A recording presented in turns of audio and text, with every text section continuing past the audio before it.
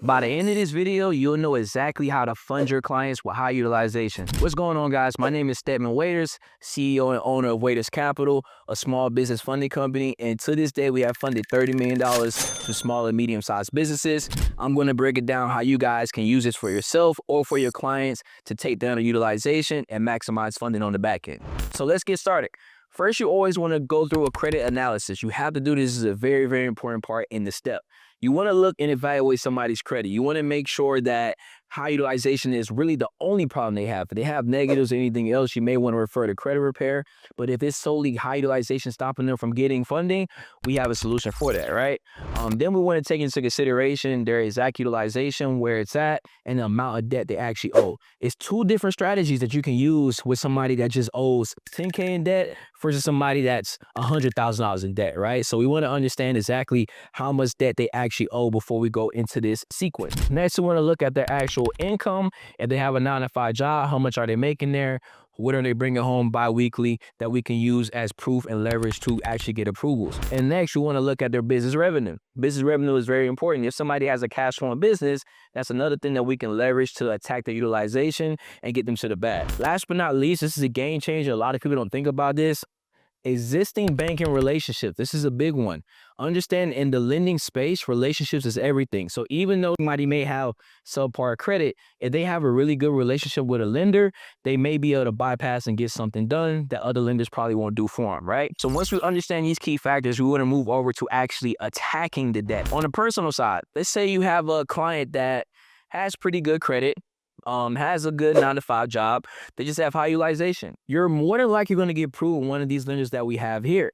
Even if the person doesn't have much income to show, but they have good credit, depending on the amount of debt, they still are likely to get approved here. When somebody has actual income that they can show, it significantly increases the chance of them being approved for one of these loans here, right? So on the personal side, we have debt consolidation lenders that are more than likely to approve them.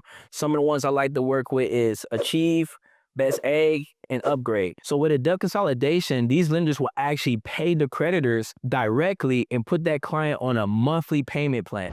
So to give you an example, if somebody has $10K in credit card debt and their utilization is at 98%, these lenders won't actually give them the cash to go pay it. They'll actually pay the lenders directly. Once their credit reports as low utilization, their score jumps, and then we can fund them traditionally, right? One thing that a lot of people don't take into consideration as well is their local credit unions. Going back to existing banking relationships, credit unions are known for being generous. They're known for giving people second chances when they have 650, 670, 680, even 640 credit scores, 620s, right? So one thing we want to try, if none of these work out, ask them if they have a relationship with a local credit union, and I would definitely run them through there. A couple that are actually known for being generous are DCU and Navy Federal, for sure. We run those and use those in my company, right? All right, cool. So as we move on to the business side, let's say you have a client that has a cash flowing business, is making 10, 20, 30, 50K plus a month in business revenue. We actually can leverage that to get them some type of line of credit that we can use to pay down utilization temporarily, get them some traditional lending, and they can use that lending to pay back the lines of credit, if that makes sense, right? So what we want to do is, let's say we have a mom and pop restaurant. They're making 30K a month. If they can actually show that with business bank statements and show that income going through a business bank account, we can actually use one of these lenders that will actually give them a line of credit to actually pay off their debt. So what we have here is Idea Financial. We use them a lot. Fundbox, Blue Vine, or even if you guys want to use my company, Waiters Capital, we specialize in business lines of credit as well, all revenue-based lending, so you can check us out as well. What you can do, once you're approved for that line of credit, you actually can use that line of credit to pay down their personal debt, and then from there, their score jumps. You're not able to use their good credit score to get them traditional funding. Let's say we get approved for the line of credit here, and it's a 20K line of credit, and they got 10K in personal debt. What we'll do is take that line of credit and pay off the personal credit cards. It usually takes about 30 days for credit to update. We do have a hack that I'm gonna give you guys, and you can use this to get credit to update faster with the credit bureaus.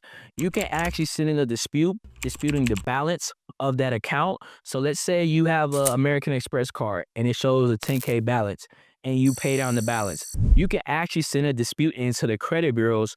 With that dispute, just say, hey, this balance is inaccurate and it's affecting my credit worthiness. What's going to happen is the credit bureaus are going to contact the creditor. The creditor is going to say, okay, the balance is lower than what's being reported, and then they're actually going to lower that balance. So you speed up the time frame. Instead of having to wait 30 days to get a new credit update, you now can speed that up to be able to fund your client faster. Next, after that utilization updates, you'll see a significant credit boost. You'll see a significant jump in credit. Understand that utilization makes up 30% of your overall credit score. So when you actually paid on the utilization, you have 10% utilization, you're going to see a crazy jump in your credit, which now leads you to actually funding your client. When it comes to funding your client, depending on their profile and what they have, you can start going to your American Express, your Chase, your local credit unions, your Elon Financial banks, or anything you want to do to fund that client. If you guys really enjoyed this and want more content, comment below. Let me know. I want to build this YouTube out and add value to all the funders out there. If you haven't already, make sure you like and subscribe. Peace.